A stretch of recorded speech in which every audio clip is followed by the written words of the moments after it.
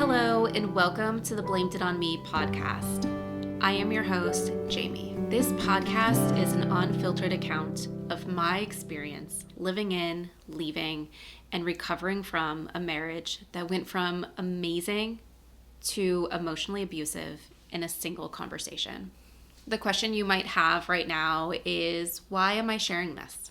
But before I get into that, I want to share what you can expect from this podcast. This podcast is going to be a mix of episodes that are my personal story and episodes that are informative.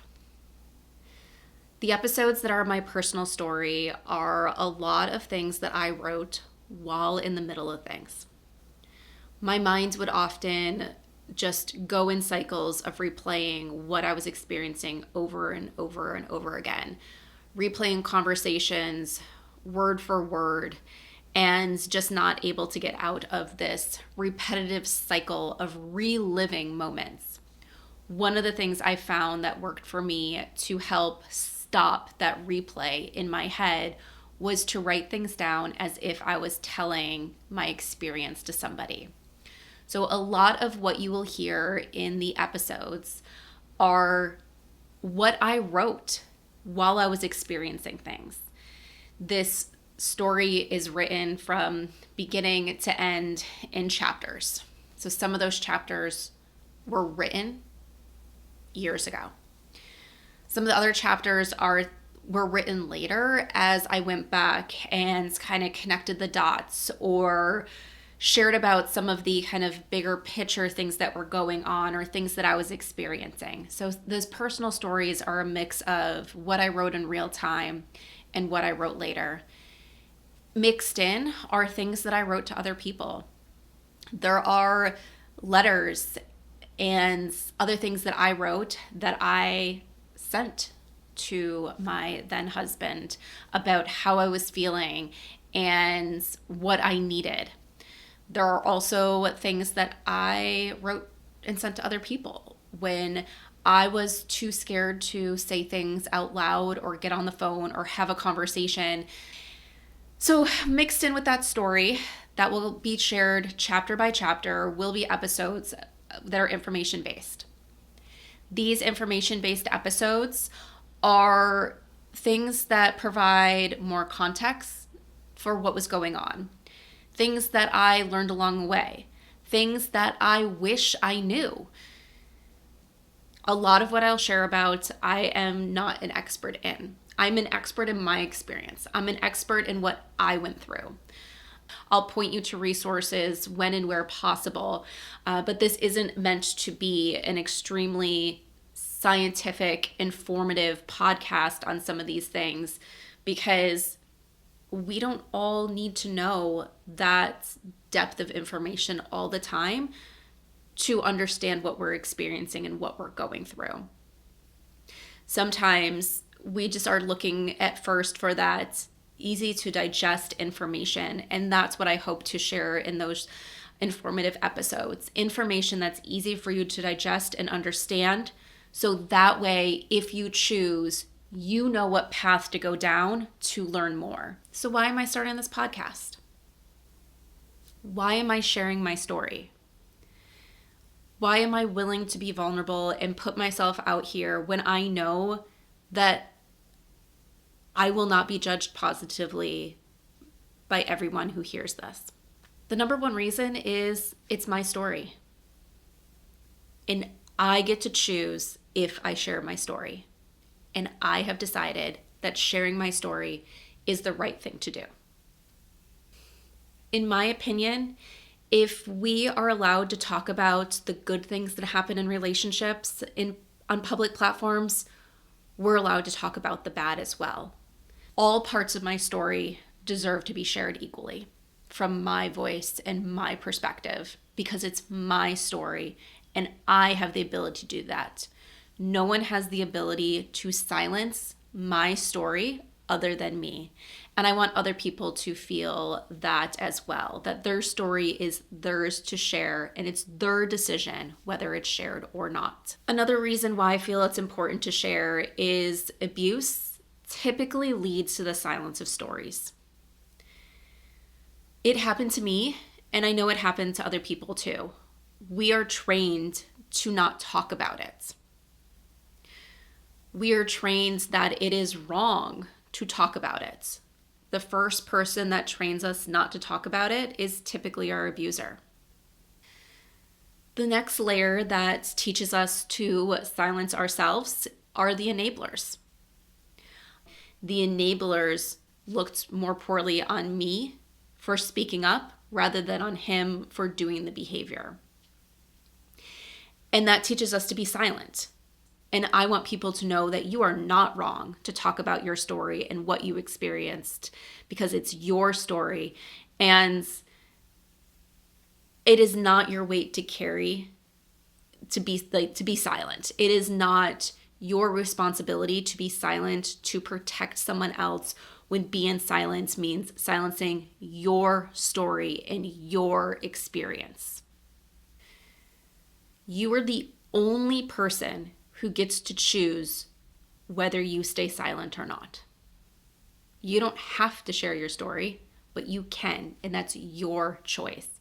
And that's part of the reason why I'm sharing. This is my story, and I'm the one who gets to choose whether I share it or not. And nobody has to listen. The other reason that I'm choosing to share my story is because it's what I needed to hear. When I first learned that the behavior that was going on in my relationship was abusive behavior, I didn't want to believe it. I was in disbelief. Like, to me, no, there is no way my relationship could be abusive. Like, I wanted to prove what I was reading wrong. But also there was that voice inside me that said, I think this is right. And then I'm like, what do I do? Is it bad enough? All this stuff. And I went on this research dive of wanting to read people's stories, wanting to understand people's experiences. And I couldn't find anything that was like my experience.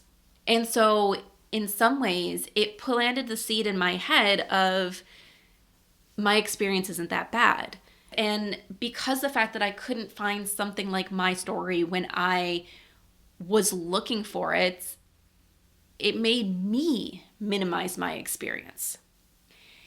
And I want to be that voice that helps people see more abusive examples out there, to see what abuse can do to somebody in different scenarios, in different situations, that it's not all this way. This isn't one way and the only way that abuse shows up in a relationship. Because most of the stories I read were about extreme violence and very scary situations that ended up being that tipping point that person needed to get out. And my relationship didn't look like that. But just because it didn't get to physical violence doesn't mean it's not abuse. And we need to see more of that. We need to have people understand that it doesn't have to look just like this to be wrong. There is a whole spectrum of abuse. And this side of the spectrum can be just as damaging when it comes to emotional and mental health as this side of the spectrum. And this side of the spectrum might have its own problems and be worse in certain aspects, but it doesn't mean the people on this side of the spectrum of abuse are not in bad situations that they need to leave. And I feel that it's important that more stories are shared, because we can help other people by sharing our stories, because they can start seeing their situations from the lens of others and understand what is going on in their own households that they might not be aware of yet, because of the fact that they are too in it. They are too in it to really understand the severity of what's going on. And the more they hear about it, the more that helps them understand.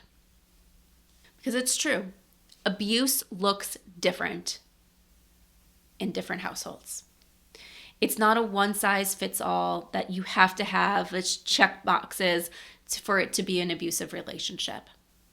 And I feel that the more we talk about abuse, and the more we talk about why people left and what people stopped tolerating, the more we're going to help other people.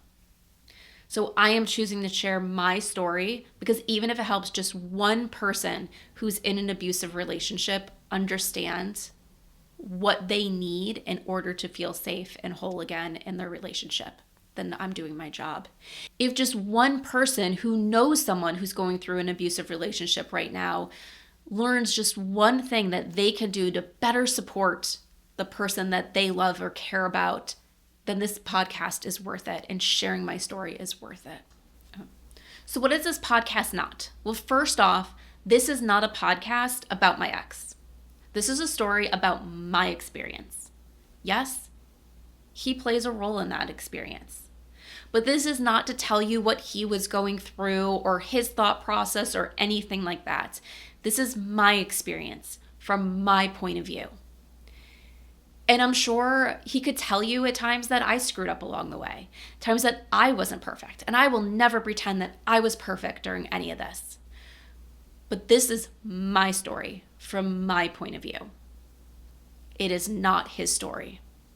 With that, this is also not to shame him or have him punished. All I can say, if you are his friend or family that is listening to this, I don't want him punished. I know who he used to be, and I know who he became. And the person I left was not who he was. And I know that person that he was is still there. So don't punish him for any part of the story, but use it to understand why I left, why I could no longer be there. And encourage him and support him as he continues to heal. As we go to wrap up this introduction episode, if you are someone who is struggling as you are leaving an abusive situation, struggling as you're going through divorce or rebuilding yourself outside of divorce, I am here for you. I'm here for you through this podcast and also through my divorce coaching company, Kaylee Collective. So if you would like support as you navigate the process of leaving, divorcing, recovering from your relationship, go to kayleeandcollective.com and check out how we can support you through both free resources and support groups and coaching packages and programs to ensure you get the support you need so you can have your voice heard, you can feel supported, and you can create the life that you want. So until next time, remember, your voice deserves to be heard. Don't let anybody silence it.